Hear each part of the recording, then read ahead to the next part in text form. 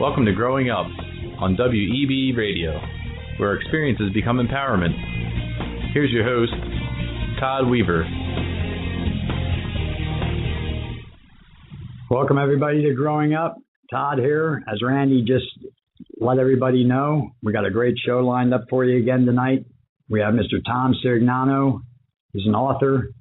The book, The Constant Outsider, Memoirs of a South Boston Mechanic, and I believe he has a new book out, 67 Cents. Tom, welcome to the show. Oh, hello, Todd, and thanks for having me. Oh, my pleasure. I really appreciate you taking the time out to tell us your story.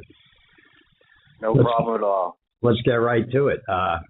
Talk about some of your earliest memories growing up, where you're from and some of the first things you remember. Sure, yeah. I'm from Dorchester, Massachusetts, and I was born in 1952, so I'm an old guy. And, back then, Dorchester was a very nice town. We had three churches on our street, actually. We had a Catholic church in the middle, which I went to their grammar school, St. Matthew's. And there was a Baptist church on the other end and a Protestant church on the other end, and you could walk the whole length of the street in probably 3-4 minutes. So it wasn't a big neighborhood. A lot of churches, though. And, my early years really are not all that pleasant in my memory. I know it's probably just me, but I always had a hard time kind of fitting in the neighborhood. And maybe because I was like the only Italian boy in the neighborhood, and there was mostly Irish families all around. And so I had a lot of trouble kind of fitting in when I was very young. But as time went on, go ahead. No, I don't find that different from a lot of people, most of our guests. Whether it was real or imagined, it was still real for you. So, yeah. Well, my dad was a tough guy to get along with. He had quite a temper, and I think that because of some arguments he had in the neighborhood, it made it kind of tough for the kids too, because. But anyway, we all lived through it. We learned. Yeah. I think it took me till around the 6th grade to realize that if I fought back against people, then they would leave you alone, Did you have any brothers and sisters? I did. Yeah, I have my brother John. Unfortunately, passed away in June, but he was 12 years older than I am. He led a very interesting life too. He worked on the Apollo space program when I was a youngster. Of course, he was already graduating college, and he worked on the Apollo. In fact, he had a plaque from the president thanking him for his work on the lunar landing. And then he went on later. I just found this out about a year ago because it was top secret. But he had worked on the development of the Patriot missile system too. Mm-hmm. That's nice. So there were a lot of years there that he would just say he was working, and he couldn't tell me what he was working on. Yeah. And I had two sisters. I have two sisters. I shouldn't say had. One's a professional singer, Peggy Malone, out in Colorado, and I have a sister, Eleanor, that lives here in Massachusetts with me, in Quincy. Are the sisters closer in age than your brother? No, actually, the closest sibling I have is 8 years older than me. So I was really like an only child. Two mothers. Yeah, that's why I asked. Two mothers. But did you ever, like early on, looking back, did you ever really have a dream when you were young? Did you know what you wanted to be? Were you just kind of trying to fit in and find yourself? Basically, when I was young, I was pretty miserable, I have to say. Mm-hmm. I was just trying to find my footing and trying to figure out a way to fit in.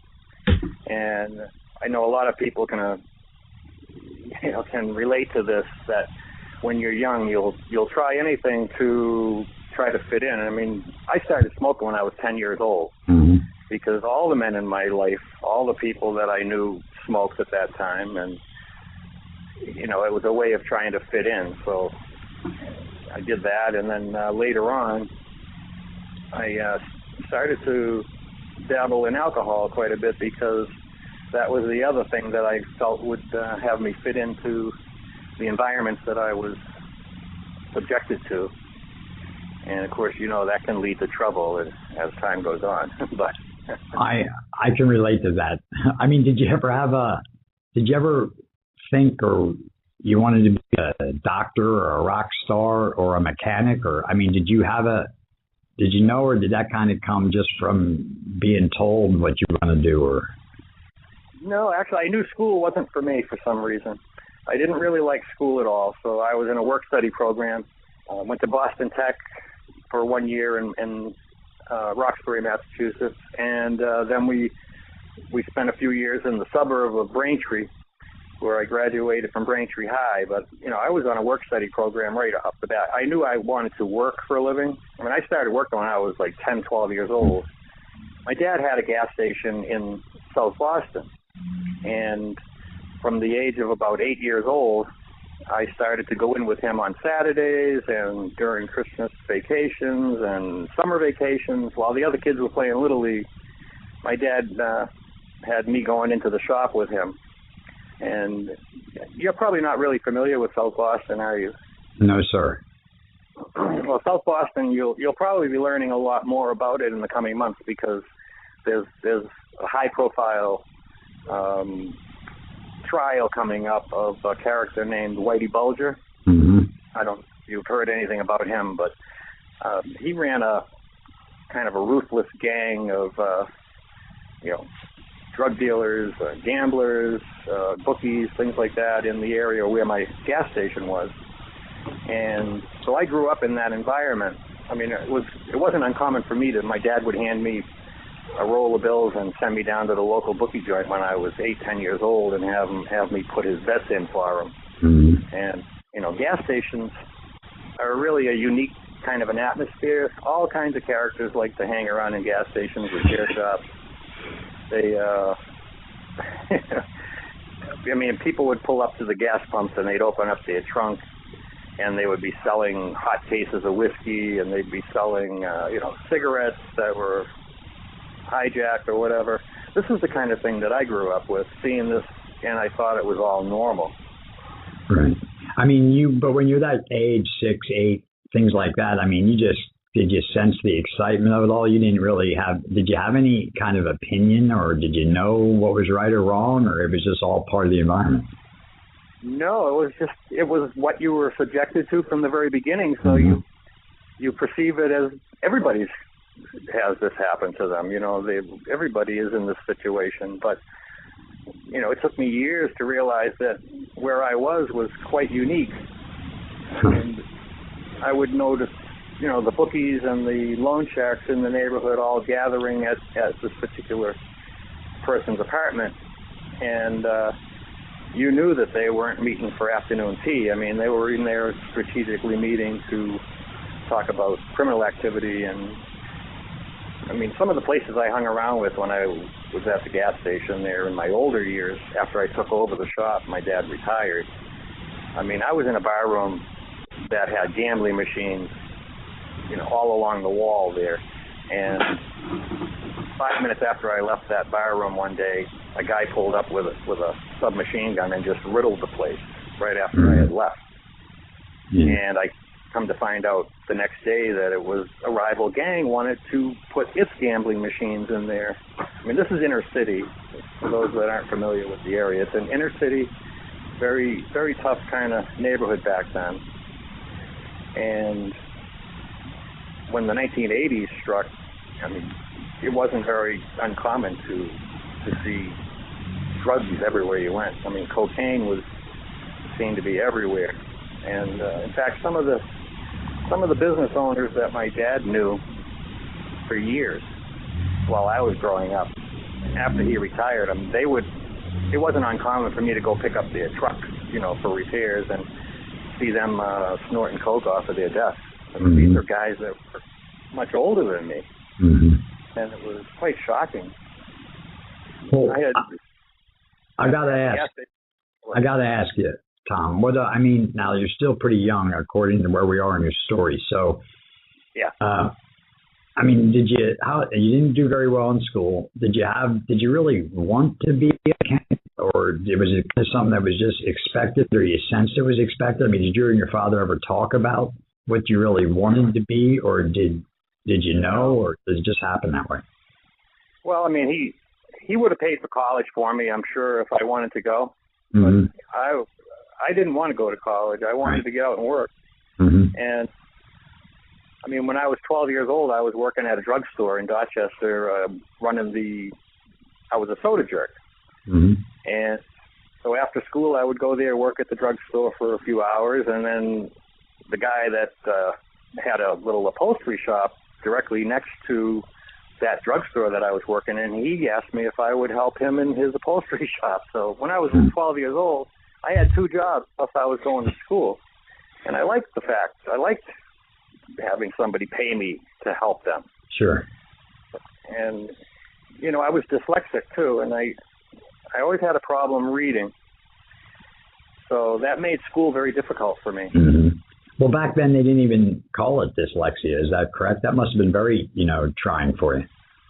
Oh, it was. I mean, it was unheard of. Nobody ever tested people for dyslexia. I think it's only in the 1990s and later that they even recognized that was a problem. But, I used to, when they would call on me to read in class, and that's amazing for a writer that has trouble reading, right?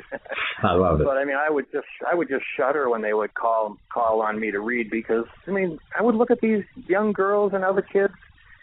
They would read just like they were having a normal conversation.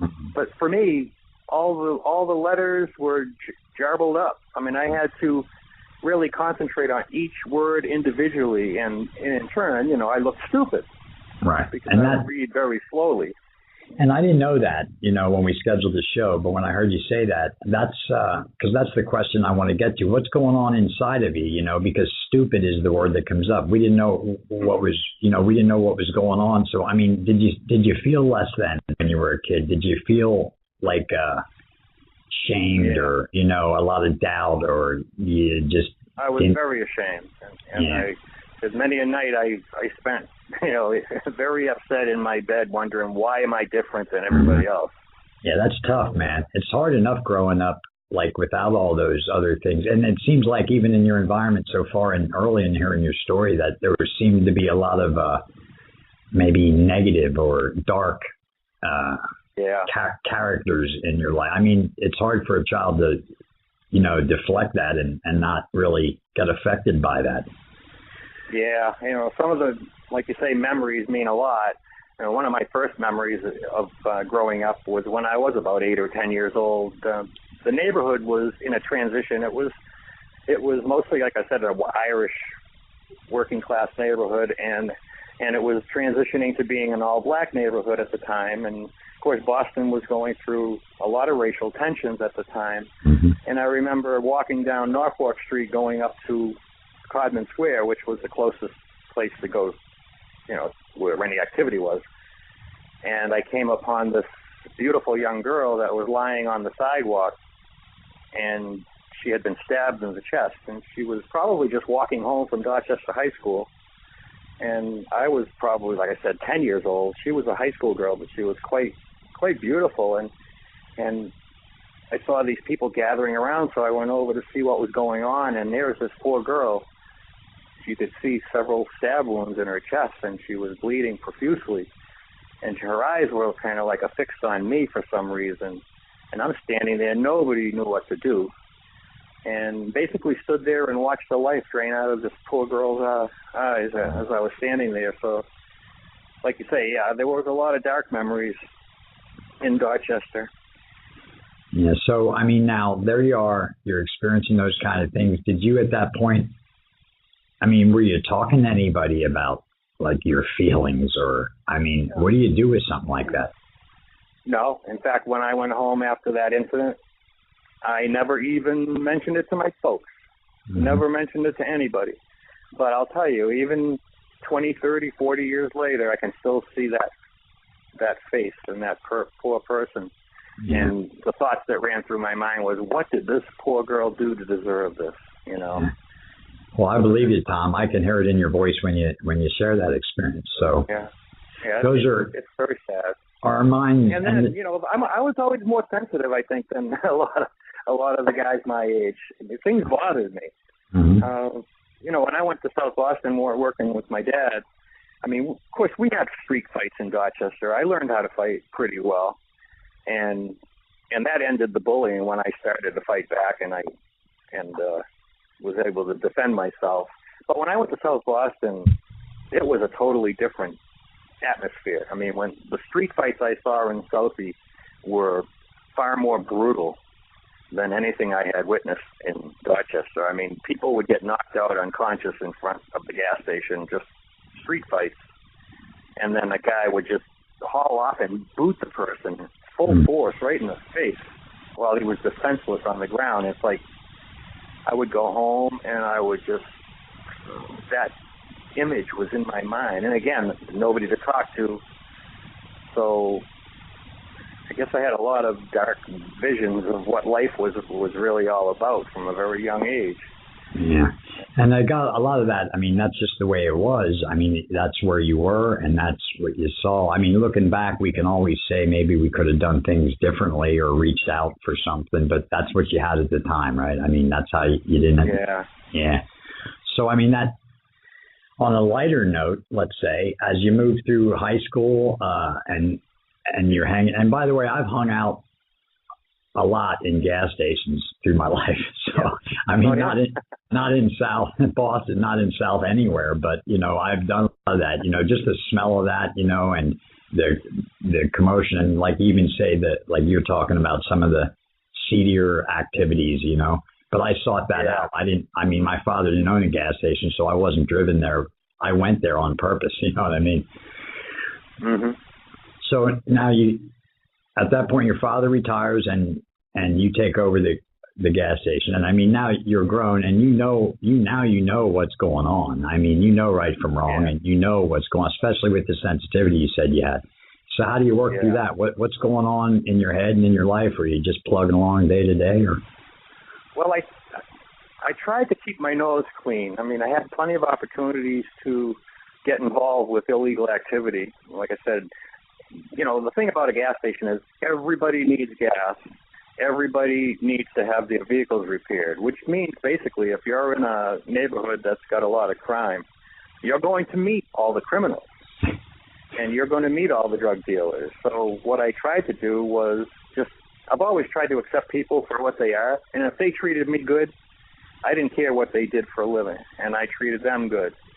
And you know, as a result, I got a good reputation as a very good mechanic and an honest shop to bring your car to. And, you know, like I say, some of the guys that hung around my shop were not the kind of guys you wanted to have on your wrong side, because some of them were killers. I mean, I've had people that were at my wedding that were gunned down. I mean, one friend of mine was shot 11 times. And I had argued with the guy who shot him, you know, out in the middle of the street just prior to him. In fact, when I was arguing with this guy, he was on his way to shoot his partner. And I had no idea that I was arguing with somebody whose main purpose that day was to kill somebody. Well, you see that now. I guess there's some gratitude in your heart today, being able to look back at those things. Oh, yeah. In fact, if you read the dedication in my book, I thank I thank my lucky stars for being being spared from a lot of the situations that I wrote about, and was able to share these years with my wife and I have a wonderful son, Ken. He's doing really great. And I look at the comparisons between his bringing up and his upbringing and my upbringing and the things that I was subjected to. And I'm really thankful that he didn't have to deal with a lot of the stuff that I had to deal with. Yeah. Well, that's a good point of reference for you to be looking at that. You got good goals then in front of you through your own experiences. So before we keep moving forward, when you were growing up, was there a lot of nurturing in the home from your mother and father, or was it pretty not much talking about feelings? And did they have you go to church on a regular basis? Oh, yeah. Or did you believe... Did you have a higher power? Well, you said you went to the Catholic Church. I would guess there was some ceremonial things, but did you have any connection with any of that, really? Oh, yeah. Yeah, I did. I think when you're brought up in a strict Catholic household, my mother was a wonderful, warm-hearted person. Mm-hmm. She made up for the fact that my dad never even expressed any emotion to us or gave us a hug. I don't ever remember him saying I love you or giving me a hug. I mean, he just never did that. Mm-hmm. And no, we didn't talk about our feelings. But my mother, she was like my best protector, and that caused me some problems too. Because when I would get into a scuffle with somebody in the neighborhood, or somebody would be picking on me, she would go and confront the parents, and drag me along and say, hey, why is your son punching my son and all this stuff. And of course that made them want to get back at me even more. But my mother meant well, and so she was very warm-hearted and would do anything for anybody. Okay, well that's good information. I like to get some good background information on the growing up years, or the younger years of growing up anyway. So now you're at the gas station. These people are in and out all the time. You kind of have to sometimes ignore some things. And what happened next? When did you meet Whitey, or where did all that come about? Well, I remember when I was a kid that my dad had plenty of opportunities to get involved with the mob, and the biggest thing he ever did was deal with the bookies and talk about the horses with all the big shots that would come in to the shop. But when he was offered opportunities to store a hijacked truck, let's say, in the shop, I remember as a kid that people would approach him, the tough-looking characters, and they'd want to do things like that, and he always said no. So I followed suit when I took over. If somebody offers you $1,000 to park a vehicle in your shop overnight, what would you do? Mm-hmm. It's very hard to say no, especially when you've known these people all of your life. Maybe I've worked on their car, 100 times. And all at once they say, hey, Tom, I got a truck I need to stash here somewhere tonight, I'll make it worth your while, and can we stick it in your back room? And I say, no, I really don't want to do that. And as the years went on, Todd, the offers got even, more plentiful. I can't go through all the details. Sure. But, there were some quite interesting offers. In fact, I was working on a mob enforcer's car one day, leaning over his fender. I've known this guy for years. And all at once, out of the blue, he says, Tom, I was asked to see if you would hold a high-stakes card game in your back room Friday night. And I just kept working on his car. And I says, really? He says, yeah. He says, apparently whoever his boss was asked him to approach me about it. And he says, I'll guarantee you there won't be any trouble at the game. He says, and we'll probably have one once a month. And he says, it'll be well worth your while. He says, no matter what the pot is, he says, you'll get to keep 10% of every pot. Like if there's $1,000 in the pot, you'll get 100 out of that. We keep track of that as the game goes on. And he says, all you'll have to do is supply the booze and, refreshments and the table and chairs and things. So I'm probably in my early 20s when this happened. And I trusted this guy, too. He was like a very good friend, good customer. I knew what he did for a living, but he was good to me, and that's all I cared. And I said, I'll call him Buzz. Buzz, let me think about it overnight. So I did, and I went home. I couldn't sleep thinking that I was going to be running an illegal activity out of my shop that night. I just laid there awake. So when he came in the next day and I gave him his answer, I said, no. I decided I don't want to get involved with that. He did not try to convince me to do it. He was a friend. He was a good customer. And the only obligation I had to them guys was to do a good job in their car up to this point, because I had never played ball with them in the past. That's the question I wanted to ask you. It's hard to say no. And, what if guys frighten me or seem, how do you say no? You're telling us. So that's cool. But again, you didn't talk to anybody about that night. You just went home and held it all inside and kind of sorted it out. No, who am I going to talk to, Yeah. Well, I'm glad. That's just the tip of the iceberg. I got to tell you, I'm not I'm not completely an angel, okay? Mm-hmm. And being in that environment where hot goods came up every so often, yeah, I would buy something from a guy, you know, here and there. Mm-hmm. And I had this guy that I had bought some hot goods off of several times, and he always came through for me. And, you know, I never even questioned where this stuff came from. I didn't care where it came from. I was young. I had little money, so if I could get an electric guitar for $50, I was going to grab it, you know. Mm-hmm. And so this guy that had come through for me several times, he ended up coming up with this TV deal where he says, you know, I can get you a nice color TV. It's only $80 and blah, blah, blah. And I said, wow, that sounds good. I was just getting my apartment in Southie. I needed a TV. And so I said, sure. I says, how many do you have access to? And he told me he thought there was like 10 of them that the guy had. So me, like an idiot, I went around to all my friends and I collected $80 from 7 or 8 of them. And so I had a nice chunk of money. When he came in the next morning, the guy, I says, here, I need 7 or 8 TVs. He says, I think I can get them, but I'll have to pay for them up front, he says. So I trusted the guy, so I gave him this money.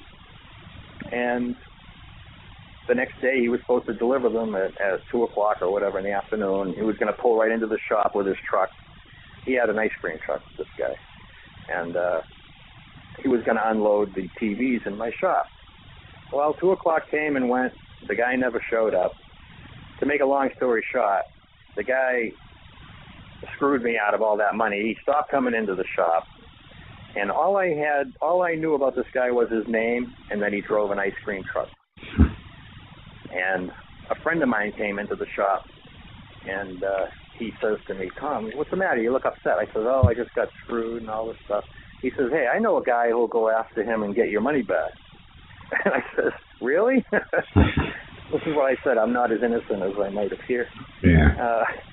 I wanted my money back. I was really upset. And he says, come here, get in my car. He says, I'll take you to see this guy, Big Mike. So I went down to this warehouse down on 1st Street. And I walk in, and there's this guy. He's working in a warehouse. And I told him the situation. He says, I'll tell you what I'll do. He says, I'll find that guy. I'll get your money back. And the most I'll do is I'll break his legs. And he says, and if I get your money back, I'll take this is what he said, $475. I don't know where he came up with that figure. He says, and the rest will be yours. He says, if I don't get your money back, you don't owe me anything. So still acting on the rage that was still raw in me, I said, yeah, go ahead, do it. Well, that's fine. I didn't sleep good that night because I wasn't in the habit of hurting people. Mm-hmm. And the thought of it really didn't rub me the right way. That's not the way I was brought up. But I had already given him the go-ahead.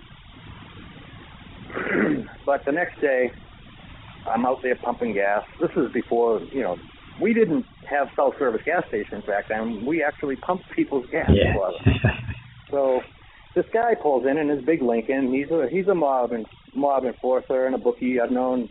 He was my father's bookie for years. And he drives in. He's counting money in his lap all the time in his big Lincoln. And he never got out of his car before in all the years I knew him. And he never really spoke very much. But this particular day, he drives in. He gets out of his car and he walks to the rear of his vehicle as I'm pumping the gas. And he's looking around, scanning the neighborhood like he thinks a sniper's going to get him or something. And he says to me, he says, Tom, I heard you sent a guy after so-and-so. And he knew the guy's name. So I got scared because I said, oh, my God, the guy that I'm sending somebody, a leg breaker after, he must be in the mob or something, and they don't like the idea that I'm sending somebody after him. I didn't know why he was asking me. And I said, well, yeah, I did. I sent somebody after him because he screwed me. And he just puts his hand out, and he says, call your guy off. And I says, why do you want me to call my guy off? He says, you buy the bullet, in that guy's history. Can you imagine that? Mm-hmm. He was offering to kill somebody for me. Mm-hmm. All he wanted me to do was reach in my pocket and give him the change that I had to buy the bullet. Mm-hmm. But I immediately said, no. I said, in my mind, I'm saying, this is way out of hand. This is not what I want. Right. I says, look, I told him, I says, no amount of money is worth somebody's life. And those are my exact words, what I said to him. And he says, well, he looked a little bit shocked. And after he drove away, I called my friend up, and the one that introduced me to the leg breaker, and I says, look, you got to take me back to that guy. I'll pay him whatever he wants, but I'm calling this off. It's getting out of hand. I says, the mob knows that I've sent a guy after him. I said, this is not a good situation. So I went and I met up again with this big Mike guy, and he agreed to stop, but he, going after the guy. He says, well, I was going to make my move tonight. He told me where he found the guy. This is a really interesting story in the book, that where he found this guy that ran the ice cream truck, and the situation was very, very interesting. But anyway, he didn't take any money from me, and he agreed to drop the whole thing. So how's that for an interesting situation? Yeah, well, those are tough lessons to learn, man. I mean, yeah. You said no. I've heard you say that you said no many times. It seems like there's a theme kind of coming here, how to say no, especially when we're not always most spiritually fit, working off of feelings and rage and money, can trigger poor decisions. So you kind of slid out of that one. Yeah. I slid out of a few situations. Yeah. Well, that's the thing, too, and we talk about a lot on the show, sometimes those negative voices in our own heads or things we hear from other people growing up, but the shame and the guilt and those things, too. There was guilt inside of you, but you knew to say no at that point. Yeah, I did. Well, that was my mother's upbringing, and watching my dad be an honest person, too. Yeah. Well, that's cool. That's cool you see that. It was tough. Yeah. So as the years progress now, I mean, again, it never crossed your mind, I'm guessing, tell us, but that you had a dream to write a book or anything like that. So as the years progressed and you're in that situation, and you could probably tell a million stories about what was going on in the streets and with the shady people. As it moved forward, I mean, I don't know when you met your wife or anything like that, or let's move into that. So you just are having an okay business. You're doing okay. You're an honest guy. Yeah. You kept deflecting it. I don't know how you stayed out of all that trouble, but you did. So you never really had it where you're restless. I mean, did you have a dream, or when did something shift? As far as writing the book, no, I never had a dream of writing a book. But let me tell you a little bit about how I met my wife too. Okay. You mentioned that. Mm-hmm. There was no shortage of girls that I was dating. I had my own business. I had plenty of money to spend, and I went out with some pretty wild girls. And I write about some of those situations too. I mean, this one girl I went out with, when I went to pick her up on my first date, this was in Southie. Usually a father will come out of the living room, out to the living room, and for the first time and meeting their daughter's date, and kind of ask, well, where are you taking my daughter, or whatever, and things like that. Well, this guy didn't say anything like that. He didn't even introduce himself. He walked up to me and he showed me this pen. And mind you, I've never seen him before. And I'm all alone in the living room with this guy. He pulls out a pen and what was that? Nothing. Oh, okay. I heard something. Maybe my battery's going dead here, but so he shows me this pen, and he jabs it into my rib cage, with his finger instead of the pen. He put his finger as a shield, and he says, "You know what this is?" And I says, "No, what is it?" He says, "I said, it's a pen, right?" He says, "No, it's a gun. It's a pen gun." He says, "It's got a spring-loaded 22 caliber bullet in it. When you jam it into somebody's ribs, says it'll fire a 22 caliber bullet. I guess that was his way of telling me that you better be good to my daughter when you're out on this date, you know. So, I mean, how long did you date her? Oh, you know, I went out with her several times. In fact, I think that very night. So that was my first run-in with a firearm. Was when I met her father. We went out to this place. I wanted to take her to someplace nice. So we went to this place. It was called the Coachman's Lounge. I had never been there before, but it was right near the corner of I and Broadway. And so I have this cute little girl with me, and we walked to the front. It had a covered entrance, you know, with a sculptured coachman by the door, so it looked like a nice place. So I just got my hand on the doorknob to open up the door and let her in when I heard pop, pop, pop, pop, pop from inside. And it was gunfire. Mm-hmm. I mean, I recognized it right away. Mm-hmm. So I turned to my girl and I said to her, I said, maybe we should go somewhere else. so there's two instances that, as it turns out, I knew the people that were involved in that shooting. I knew the guy that did the shooting. I found out the next day. But so we left there, and then I had another run-in. A guy put a shotgun to my head right on that girl's front stairs one day when I went to have lunch with her. So yeah, she had more guys with guns around her than Obama's girl, for God's sake. So, but you still dated her a couple of times. Where did Diane come into the picture? Well, you know, I had several situations like that with different girls for some reason.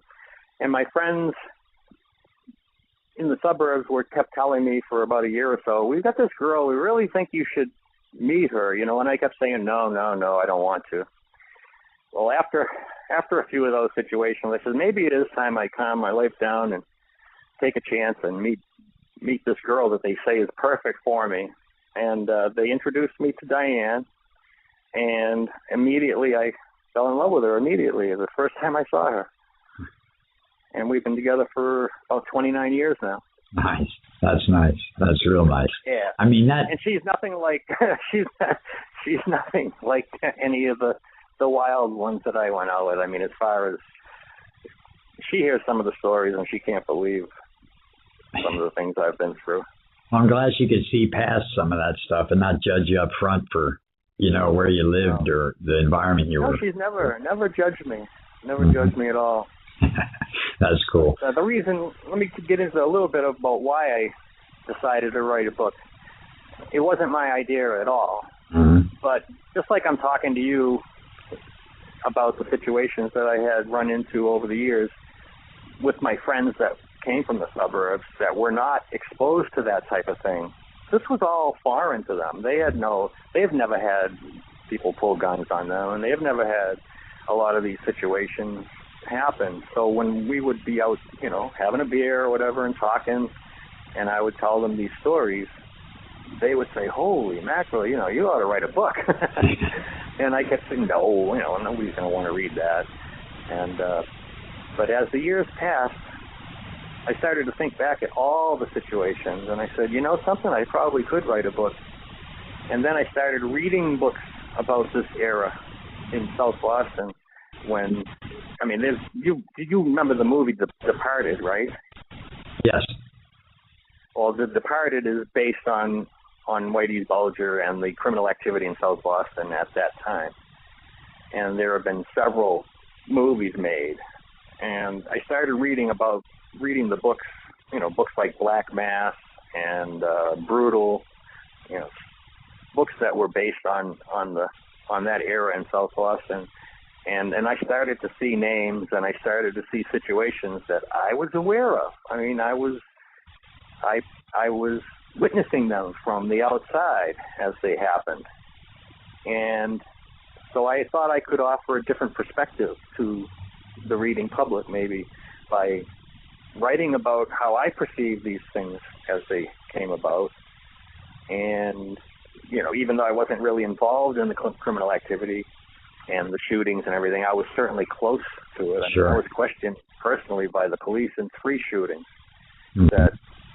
that really scared me. I was supposed to meet this guy and have a beer with him, And just by chance, I got tied up and didn't meet him. And while he was waiting for me in the parking lot of this restaurant where we were supposed to meet, a guy walked up and put a gun in the window and blew his head off while he was sitting there waiting. And those kind of things, looking back on that, I mean, even meeting Diane and then having those people having lunch with you, you hear those things. You should write a book. I guess maybe we've all told that once. Tom say right away, no, I can't write a book. That's that negative stuff in our heads. We're not, no, I'm not good enough. So it sounded like you needed to hear that a bunch of times, but at least you were hearing it. Oh, I did. I had to hear that for years. Yeah. And, in fact, I saw the witness list on this trial that's coming up. You know, Whitey Bulger was captured after 16 years on the lam. And he's charged with 19 murders right now. And the one that I mentioned about the guy that got shot in the parking lot, I mean, I don't even think he's been charged with that one, but that was right outside of a bar room in Whitey's neck of the woods, where he controlled all the drug activity on the west side of town.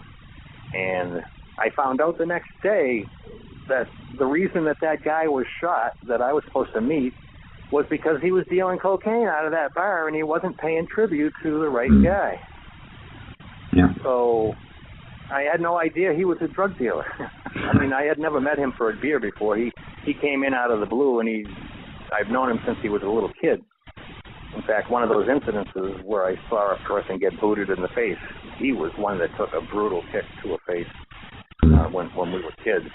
And that was my first introduction to this guy, Joe. Well, it seems to me like you've been kind of shielded, some by your own intuition and some probably by grace, I would guess, as you're growing up to see how things, again, I don't think we ever know it at the time, but, you know, having the opportunity to look back, we can kind of see how things happened for a reason or didn't happen for a reason, maybe in your case.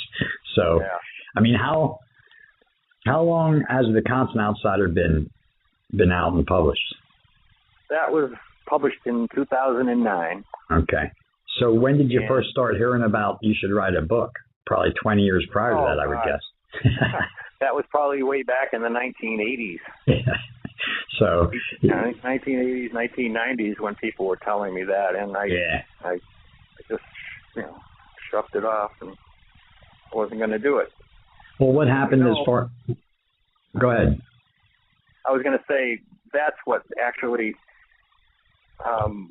led me to writing the second book, is because in my mind, you know how you're laying in bed and you're saying, geez, I wonder what would have happened if I had said yes to all of those offers that came my way, from the mob. What if I had stored the hijack trucks? What if I had that guy killed when they offered to kill somebody for me? Where would my life have gone? So I says, and I'm getting chills just thinking about it, because I know it wouldn't have ended well. But that's why I wrote the second book, titled, 67 Cents, Creation of a Killer, because I created a fictitious character called Nick, and I wrote that book using the same situations, the same. Nick is born and brought up in Dorchester. He grows up, he fights his way into this and that, and all at once these offers start coming in at his dad's shop, and Nick says yes to everything that comes along because he wants to fit in. He'll do anything to fit in with everybody. And one thing leads to another, and Nick ends up, becoming a killer himself because of situations that come up. I mean, just what you'd call innocent situations turn this guy into a brutal killer. Right. That could have been me. Yeah, that's what's so cool when I researched you and the books is that, the premise of that, The Constant Outsider, is you saying no and nonfiction, and 67 Cents is you saying yes and fiction. Yeah. And that's, I guess, the title of the book, The Constant Outsider, you started out right at the beginning saying you never fit in. And right. is that kind of where that title came from? Exactly. And something, I think at the end of the book I note that sometimes maybe it's better to be the constant outsider. Mm-hmm. Because I wouldn't be sitting here talking to you right now, I can guarantee you, mm-hmm. if I had not been an outsider. Well, I'm glad you said no as often as you did. I'm sure Diane and your son are very happy about that too, as well as probably many other people that you've touched. Now, when you sat down, how did you start? I mean, did you, and I don't want to get into a coaching situation here for people that want to write a book, but I mean, what were the first things you did when you really, do you remember the day when it struck you in your heart? Did you write it down and make a decision, or was it kind of a gradual thing, like I'm going to write this book, or how did that come about? No, what it was very gradual. I started to compile memories. I mean, I have one thing I do have. I might be dyslexic, but I have a wonderful memory for faces and for situations and everything like that. What I would do is when a memory came to me, and I started this back in the 1990s, when a memory came to me that was an interesting situation that I figured wasn't normal to a lot of other people, I wrote it down on a little piece of paper and I threw it into a shoebox. And then I would, maybe 2 weeks later, oh yeah, I remember that guy pulled a gun when I was sitting on the front stairs with what's her name, that would be a good thing to write. So I put a little note and I'd throw it in the shoebox. Well, I got news for you. By the time I got through, that shoebox was pretty full. And so my advice to anybody that has an interesting story to tell is to start just taking very short notes. You don't have to elaborate on it. Just something that'll remind you of something that you want to include in your book. And you can write the whole story 10 years later if you want to. Well, so what I'm hearing you, if I'm correct, is that you made the decision to write the book. So the goal was set, or you wanted to broke out the shoebox, correct? No, it was kind of backwards from that. And I started throwing the memories into the shoebox, and then when I felt, wow, I actually do have enough to write a book, you know what I mean? Oh, I got you. Yeah. And then I decided, well, yeah, I think I will. Then you're faced with the problem of putting things in chronological order. Oh my God, how can I do this? A lot of this stuff happened 20, 30 years ago, and I don't remember if this happened first or if that happened after. But you were working yet full time during all this, or were you getting to the stage where you're going to retire or sell the business or whatever happened to it? How did that go? I mean, well, in the 1980s, I sold that shop in 1987. After I was questioned in that third shooting, I was supposed to meet a guy, and again, when people are supposed to meet me, you better wear a bulletproof vest because that's when people end up getting shot. Well, I was supposed to meet this guy at another bar that I had never been into before, and 4 guys ended up getting shot 5 minutes after I left there, and then the police came and questioned me because I was spotted there.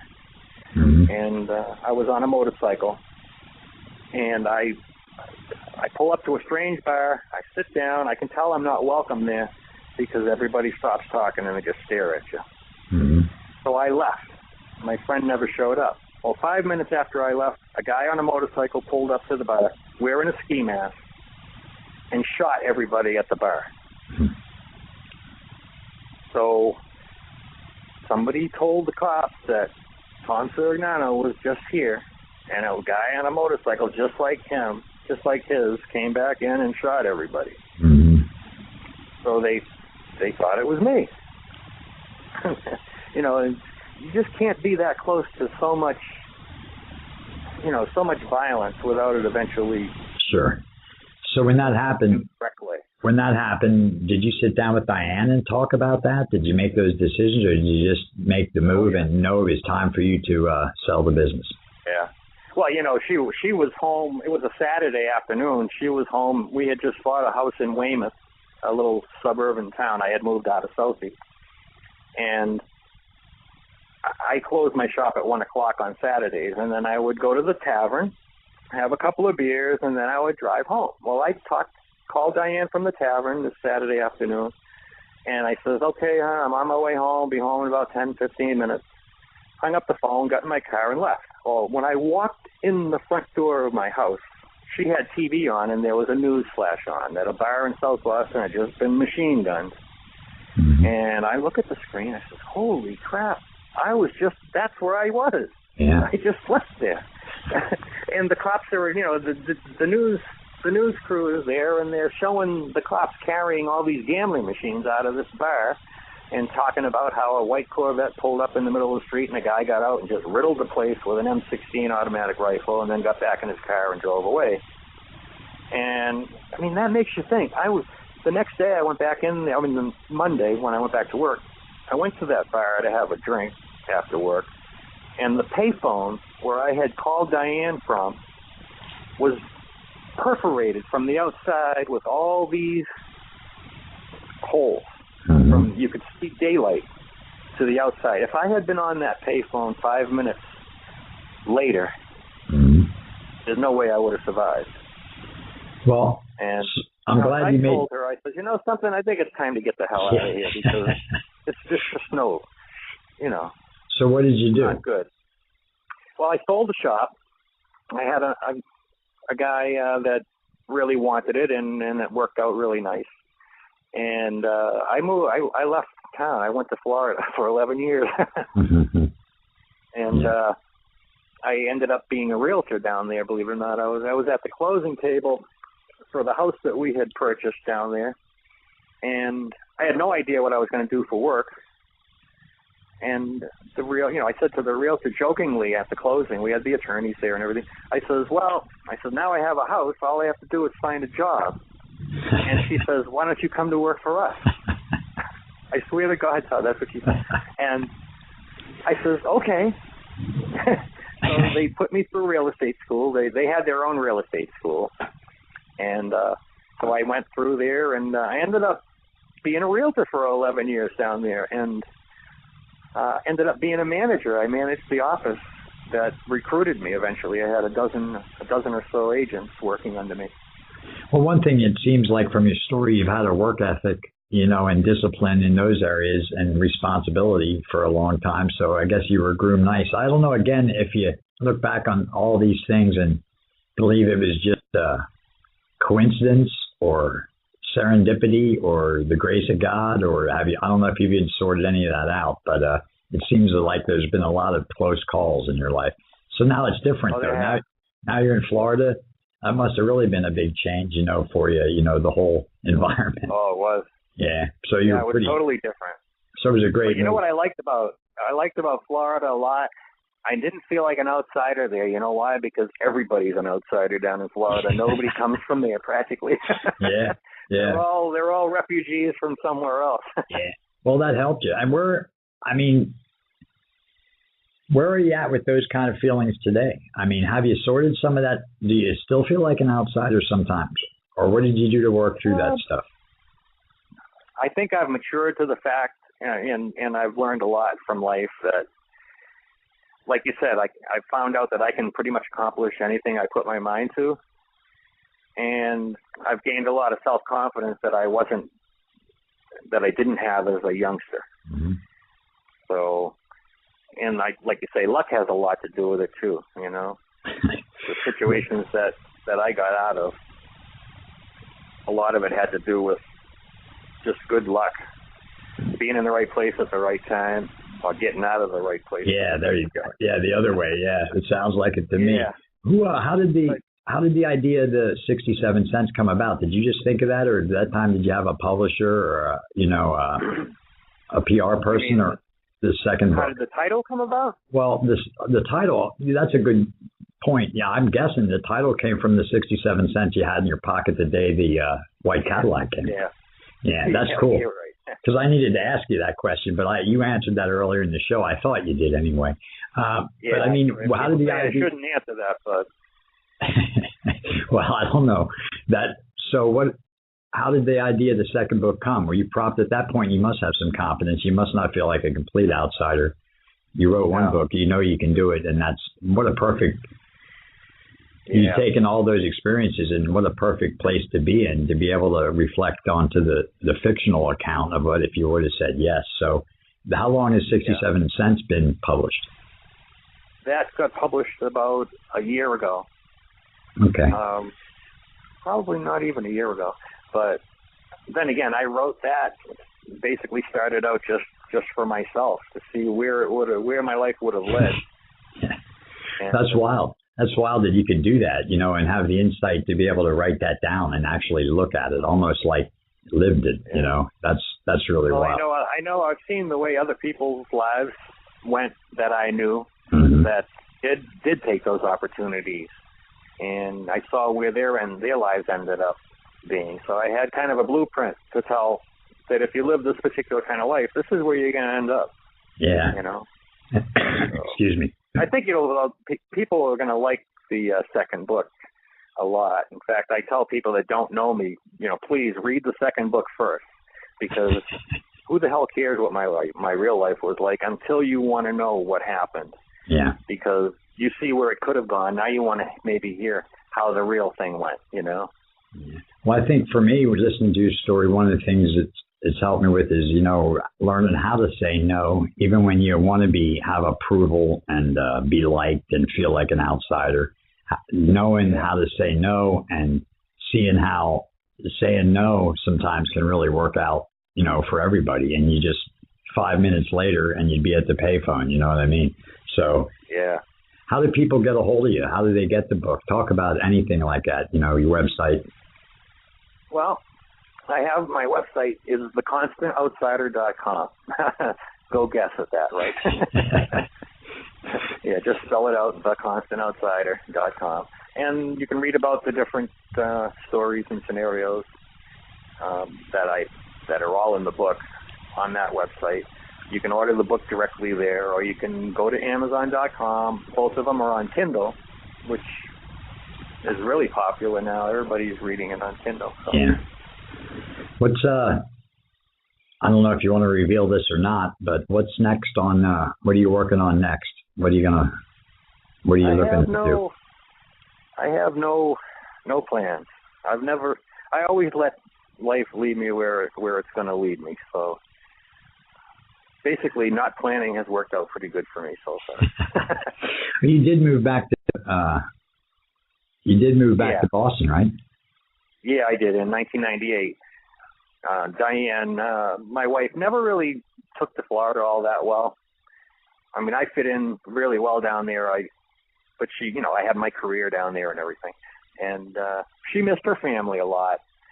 And then my back started taking a real bad turn for the worse. I mean, I've had serious back trouble all my life. I broke my back when I was like 8 or 10 years old. I never even had it fixed. And it grew crooked from that point. And when I was in high school, I wore a brace for a year, a Milwaukee brace. Goes from your shoulder, from your chin down over your hips. Mm-hmm. Wore that for a year in senior high school. And then when I was 25, I ended up with scoliosis so bad that my heart was enlarged and I couldn't breathe. And they ended up putting a steel rod in my back, and I was in a body cast for 6 months. But then I had quite a few good years, I mean, it was always painful, but I was able to function.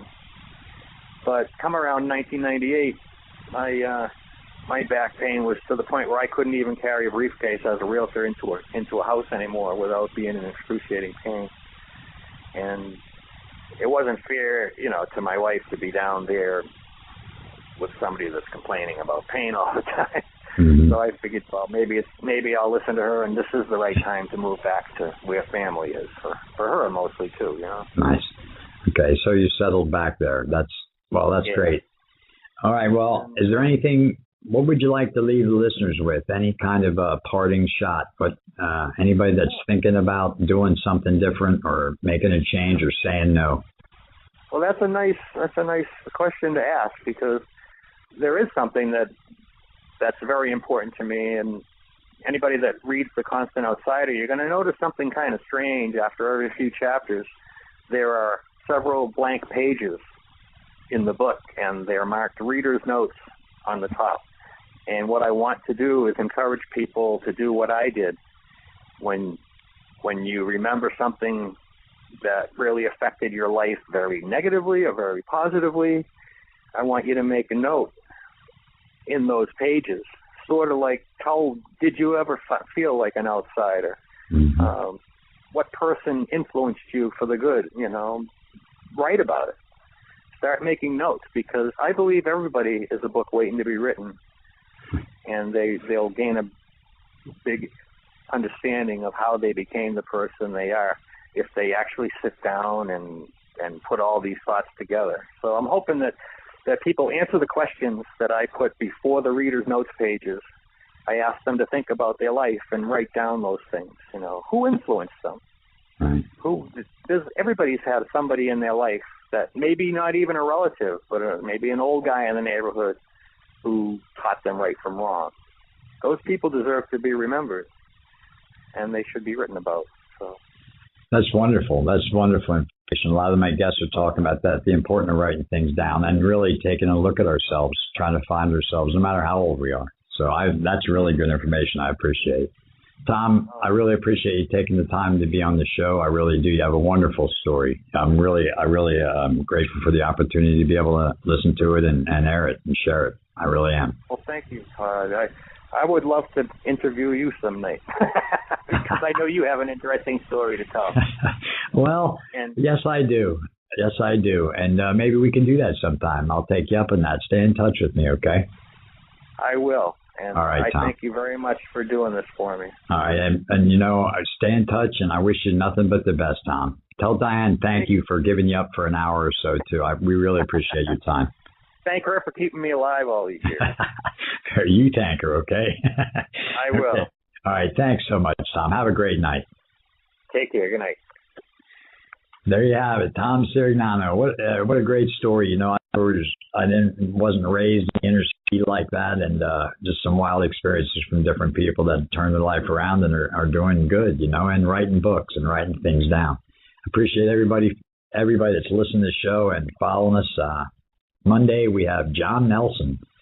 He wrote a book called Where Excuses Go to Die. I believe he was in the press. He was called the Bookstore Bandit back a number of years ago, and he now is very involved in working on stopping recidivism in the prisons, and I'm sure he has a very, very interesting story. So I'm really looking forward to hearing from him on Monday night. That's Monday at 8 o'clock Eastern Time. Thanks, everybody, for listening to the show. Follow us on www.weberadio.com. All the news is there. You go there, you can find us. You can get to Facebook there. Message me there. You can donate if you like what we're doing. Try to help me defray some of the costs here bringing you this show. Thanks for everything. Until next time, make it a great day.